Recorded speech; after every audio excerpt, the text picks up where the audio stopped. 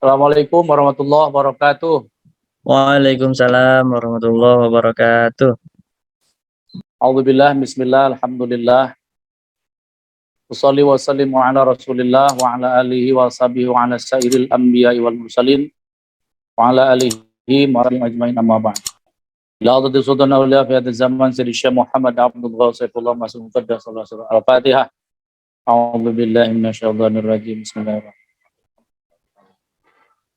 Iyyaka na'budu wa iyyaka nasta'in ihdinas siratal mustaqim siratal ladzina an'amta 'alaihim waladdallin. Mohon maaf, ini suara saya ada nggak nih? Ada, bagus Pak Kiai, silahkan Pak Kiai. Waduh, Bu Haji. Ya, siap. Manasik Ya. Pak Kiai. Baik para ikhwan akhwat yang mulia, yang berbahagia di berbagai tempat.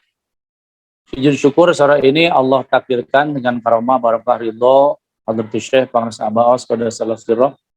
Kita kembali bisa mengikuti khidmat amaliyah dan ilmiah manaqib via online ini. Semoga diberikan istiqomah. Amin. Dan yang saya hormati, saya ucapkan terima kasih kepada Ibu Haji Susi atau Teh Susi yang telah dan selalu nyolek saya untuk selalu gabung ya, walaupun tidak bisa rutin. Terima kasih Teteh, semoga panjang usia, sehat selalu sehat ya, berlimpah ruah rezeki zahir dan batin untuk Teh Susi sebagai motor penggerak manaqib online ini. Kemudian juga untuk Ibu siapa tadi, Ibu Yuni, Ibu Kartini, Ibu siapa ya, satu lagi saya lupa, di Texas, di Amerika, di Hong Kong apa di Jepang tadi. Ya, mohon maaf kepada semua yang tidak terabsen. Ya, tentu semua adalah murid-murid para sahabat yang soleh dan solehah. Baik ikhwan akhwat rahimakumullah, pada sore hari ini kita akan bertabaruk ke kitab Fadailus Syukur. Ini di penghujung akhir Syawal, kita akan mengambil satu huruf saja, shin atau sya besar, shin besar. Hadratus Syekh Pangras Abah mengartikan bahwa huruf shin itu adalah syajaroh. Syajaroh itu artinya pohon. Yang dimaksud pohon di sini adalah syajaratut thayyibah. Pohon yang baik, yakni kalimatut thayyibah. Kalimat yang baik adalah kalimat la ilaha illallah. Itu tertuang jelas di surah Ibrahim ayat 24. A'udzubillahi minasyaitonir rajim. Bismillahirrahmanirrahim. Alam tara kaifa daraballahu mathalan kalimatan thayyibatan kasyajaratin thayyibah asluha thabitun wa far'uha fis sama' tu'ti ukulaha kulla 'inin bi'izni rabbiha wa yadribullahu al-amthala lin-nasi la'allahum yatadhakkarun. Al-ayat sadaqallahul azim. Para ikhwan yang berbahagia, Allah mengatakan di dalam surah Ibrahim ayat 24, alam taro, apakah engkau tidak memperhatikan kaifa daraballahu mathalan kalimatan thayyibatan kasyajaratin thayyibah. Allah memberikan perumpamaan syajarah kalimat thayyibah itu, kalimat yang baik itu kasyajaratin thayyibah, seperti sebuah pohon yang baik. Jadi kalimat la ilaha illallah itu gambarannya seperti sebuah pohon yang baik. Tetapi di sisi lain ada juga perumpamaan pohon yang tidak baik. Ya, itu adalah perumpamaan kalimat yang tidak baik. Jadi ada pohon yang baik, ada pohon yang jelek. Ada kalimat yang baik, ada kalimat yang jelek atau buruk. Nah, kalimat yang baik dan buruk ini sama kalimatnya la ilaha illallah. Cuma apa bedanya? Dijelaskan oleh Hadratus Syekh Pangras Abah, bedanya kalau pohon yang baik, kalimat yang baik itu la ilaha illallah itu yang menjadi kriteria menjadi pohon yang baik, itu asluhat sabitun. Akarnya nancap. Itu di mana? Ya kalau nancap di bawah, di bumi, di tanah. Wa far'uha fis sama. Tangkainya menjulang sampai langit. Nah, tu'ti ukulaha kullahin bi'idzni rabbiha. Itu nanti daunnya, rantingnya, buahnya berbuah, tumbuh atas izin Allah, bagaimana takdir Allah. Jadi tumbuhnya itu bukan semau kita, tetapi semau Allah. Kapannya bukan bagaimana kita, tapi bagaimana Allah. Baik. Kemudian yang kedua, percontohan kalimat yang buruk itu seperti pohon yang buruk. Apa perbedaannya dengan kalimat yang baik tadi? Kalau kalimat yang baik, pohon yang baik tadi tertanam akarnya di bumi, menjulang daunnya, buahnya, rantingnya sampai ke langit. Nah, kalau yang satu lagi, pohon yang buruk itu dia tangkainya itu tergeletak begitu saja. Orang sudah bilang gular-goler. Ini pernah pengrasa Abah Aos dulu jelaskan di Suryalaya ketika saya menjadi petugas di Masjid Nurul Ulum, ya, Tabaruk Kitab Tausidur, Abah menjelaskan dengan bahasa Sunda gular-goler. Gular-goler itu tergeletak gitu aja, tidak tertanam, tidak tertancap. Malahamin koror. Nah, pohon yang jelek ini dia tidak ada buah yang bagus, hanya pucuk kecil-kecil saja. Maka pengrasa Abah Anom mencontohkan la ilaha illallah yang ditalkinkan dengan yang tidak seperti dua pohon singkong. Sama pohon singkongnya, yang berbeda cara menanamnya. Itu la ilaha illallah yang ditalkinkan seperti pohon singkong yang ditancapkan di dalam tanah. La ilaha illallah yang tidak ditalkinkan, tidak ditanamkan, asal ucap dan semua bisa, itu seperti pohon singkong yang tergeletak begitu saja. Tentu nanti pada proses pertumbuhannya sangat jauh berbeda hasilnya. Baik para ikhwan, selanjutnya pengrasa Abah menjelaskan di kitab Fathul Syuhur, ya. Ketika ditanamkan benih kalimat thayyibah, kalimat yang baik ini kemudian dirawat, di rumah, diurus, nanti dia akan tumbuh. Nah, ini ada beberapa simbol-simbol yang perlu sedikit dibukakan. Ya, yang pertama pohon sudah jelas tadi, yang dimaksud pohon ini adalah kalimat la ilaha illallah. Yang kedua tanah. Yang ketiga adalah langit. Yang keempat adalah buah, daun dan ranting. Nah, kalau secara tekstual ya di Al-Qur'an itu dinyatakan tanah ya tanah. Apa yang kita tahu di dunia. Kemudian langit ya langit yang ada di atas. Ya. Tetapi pada arti secara hakikat yang dimaksud tanah di sini oleh ulama ahli ma'rifat adalah tanah itu hati. Ya. Jadi yang dimaksud pohon yang baik, la ilaha illallah itu ketika ditanamkan di tanah, maksudnya ditanamkan di dalam hati. Kalau dirawat, di rumah, diurus, dia akan tumbuh. Menjulang, tangkainya sampai ke langit. Yang dimaksud langit di situ oleh Syekh Mursyid adalah rasa. Sekali lagi, bumi adalah hati, kemudian langit itu adalah rasa. Nah, ketika diamalkan dengan sungguh-sungguh, maka ikuti petunjuk Syekh Mursyid, biwudu'in tamin, wudu yang sempurna, bidorbin syadidin, pukulan yang tepat, bisautin qawiyin, suara yang kuat, ditambah lagi bi'adadin katsir, dengan hitungan yang banyak. Nah, benih tauhid, pohon tauhid yang sudah ditanamkan, itu nanti tumbuh. Tapi tumbuhnya sekali lagi, bi'idzni rabbiha, atas izin Allah, atas kemauan Allah. Ya. Apa nanti tangkainya, daunnya, buahnya? Nah, setelah ditanamkan kalimat thayyibah la ilaha illallah, terus diamalkan, nanti dia akan tumbuh menjadi apa? Ada tangkai-tangkai sabar, ada ranting-ranting syukur, ada buah-buah ikhlas, buah-buah ridho, buah-buah sabar, buah-buah kasih, banyak buahnya nanti. Jadi para ikhwan yang berbahagia pada manaqib online ini, sekali lagi, Jadi akhlak itu ternyata buah dari hasil tanaman yang diurus. Sabar, syukur, ikhlas, ridho, penyayang, dermawan, pemaaf, semangat ibadah, mengajak selalu kebaikan kayak Teh Susi ini. Ayo menakib online. Itu ada buah itu. Buah dari dzikir yang diamalkan. Nah, menjadi buah-buah semangat. Jadi, para ikhwan yang saya muliakan semuanya, kewajiban kita, urusan kita setelah ditanam benih tauhid, pohon tauhid, pohon la ilaha illallah oleh Syekh Mursyid, maka urus. Cara mengurusnya amalkan, ya, dipagar itu benih yang di dalam oleh zikir jahar, disiram oleh khotaman, dipupuk, digemuk, orang sudah bilang dengan manakiban.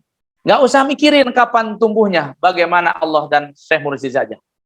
Tetapi itu bisa dipercepat pertumbuhannya. Di kitab Miftahus Sudur dijelaskan, idza dzakarul muridu bi syiddatin wa azmin wiyat lahu maqamatut thariq bi sur'atin bi ghairi but'in. Itu jelas sekali.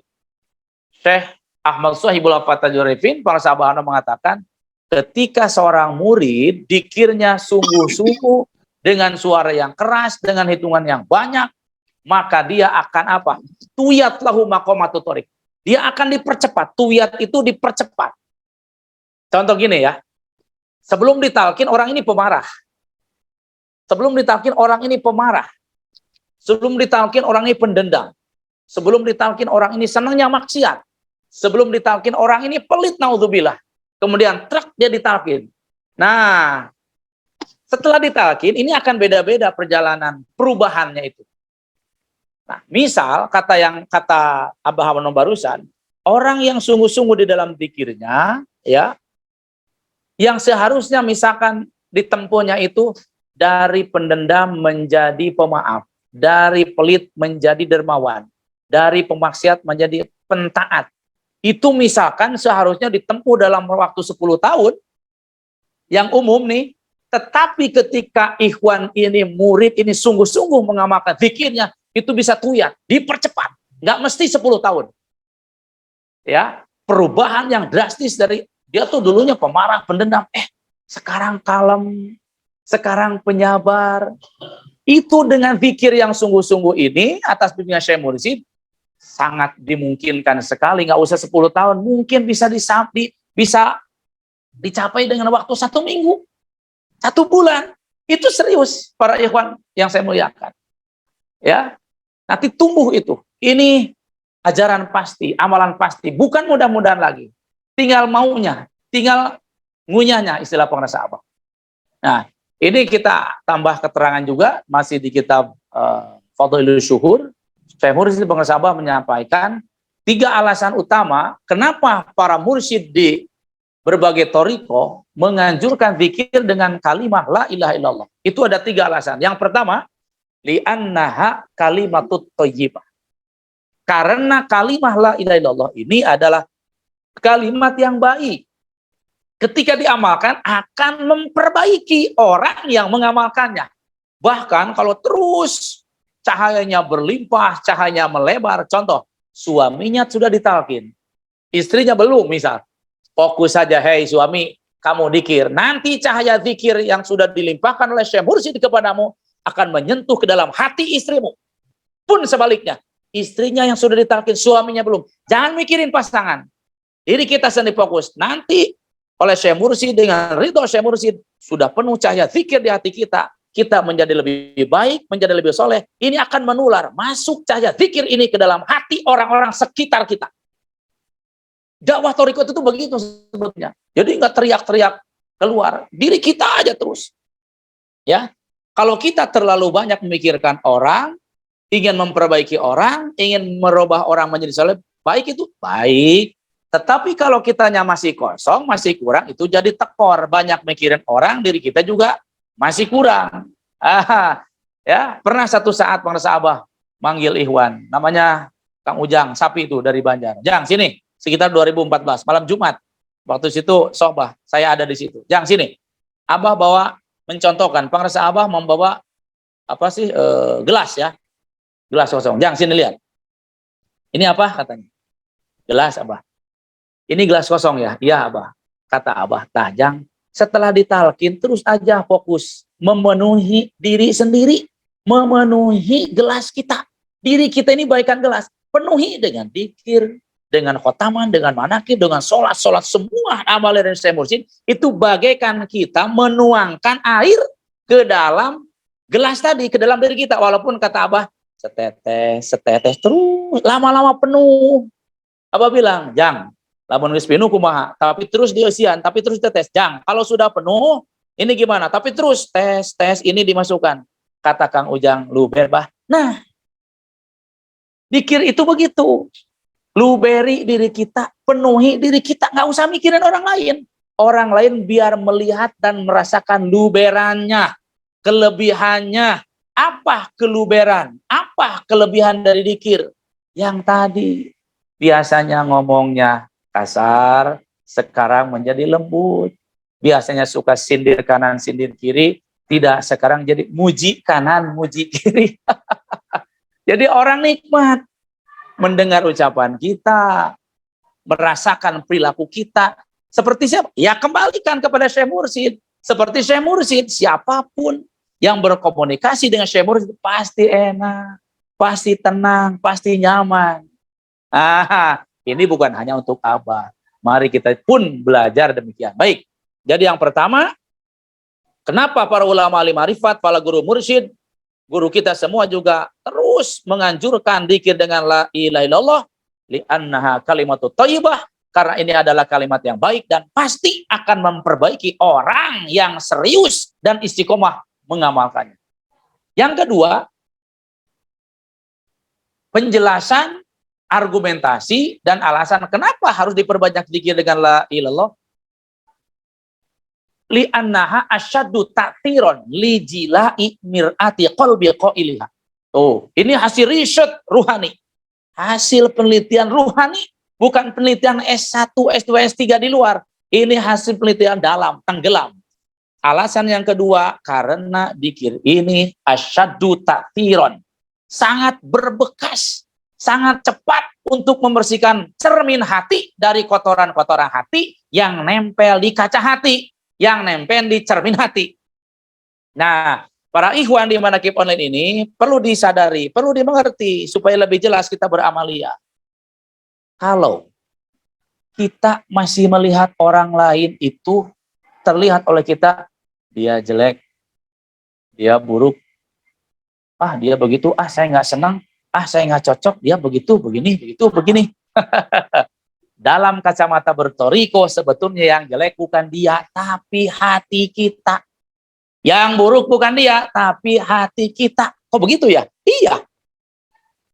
Saya kasih analogi sedikit. Ada dua orang tinggal di satu perum. Si A sama si B. Ya. Si A sama si B ini rumahnya berdampingan. Hanya tersekat oleh kaca besar. Dalam kisah ini bukan dengan tembok. Tersekat oleh kaca besar antara satu rumah si A dengan satu rumah si B. Jadi dari rumah si A ke si B terlihat itu sekatnya hanya kaca.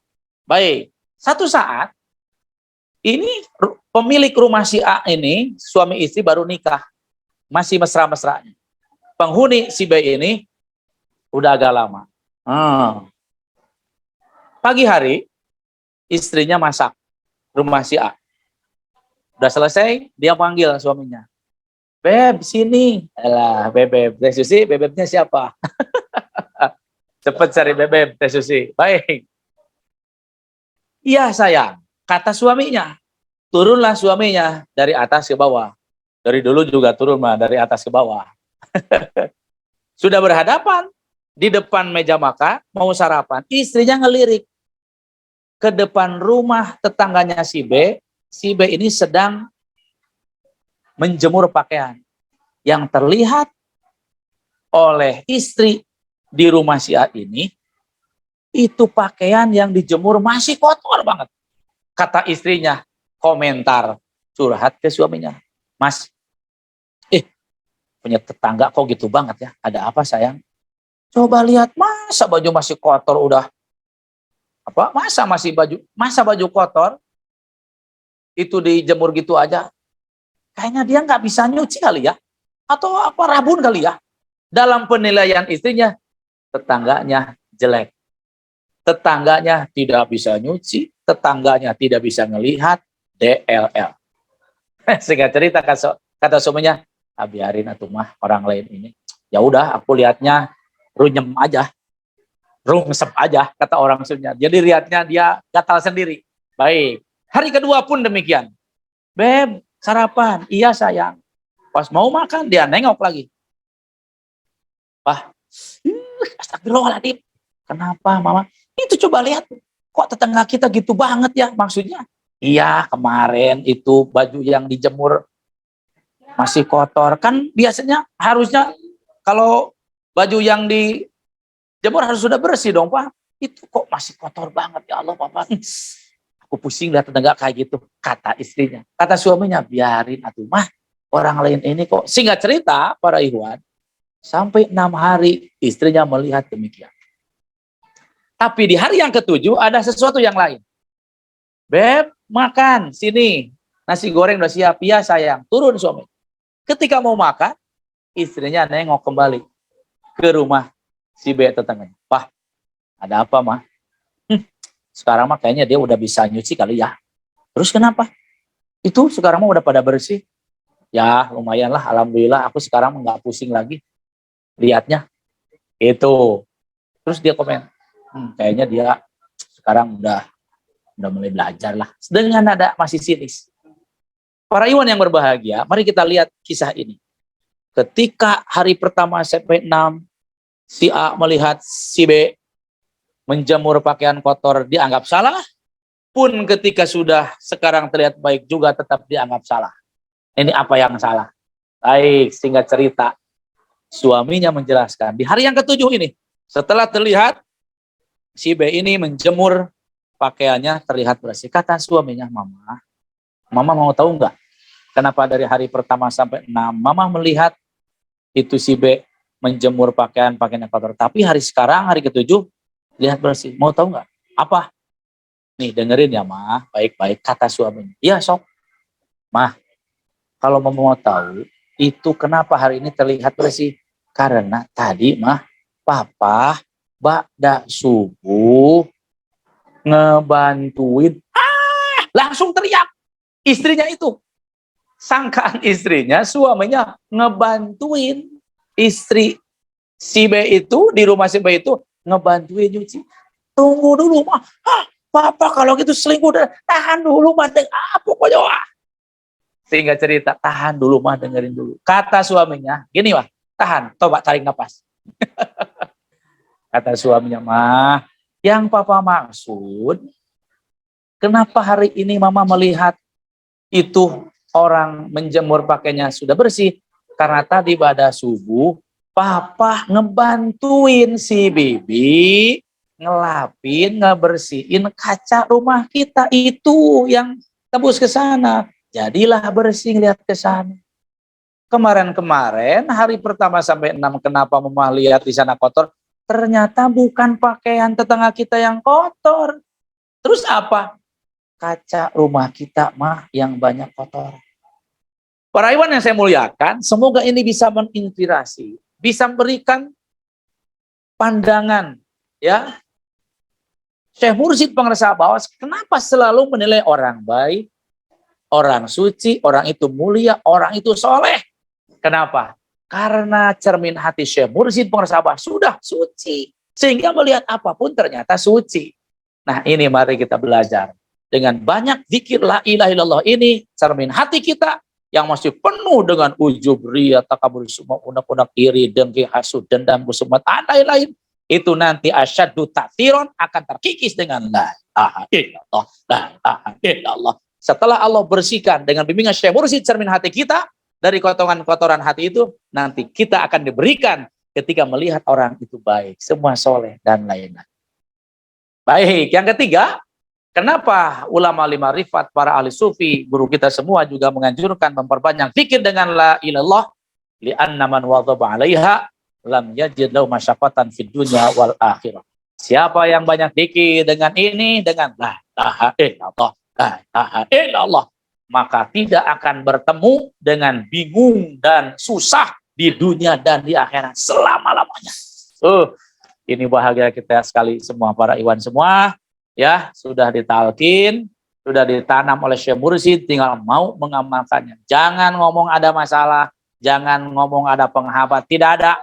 Abah bilang jangan suka ngomong banyak penghalang, banyak hambatan. Hambatan dan halang itu adalah diri kita sendiri. Bantai dengan la ilaha illallah. Baik, itulah syajarah yang dimaksud di kitab Fadhil Syura adalah pohon, yaitu pohon yang baik.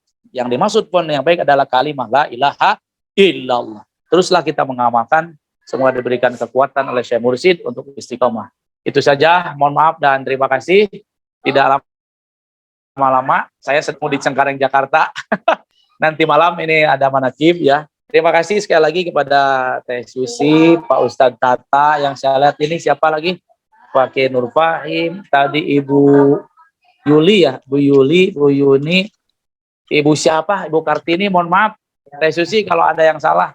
Dan semuanya yang tidak bisa saya sebutkan satu persatu, semoga ada manfaatnya. Mohon doa dari semua. Doakan saya semakin soleh, semakin baik, semakin taat kepada Syekh Mursyid. Terima kasih. Mangga. Assalamualaikum warahmatullahi wabarakatuh.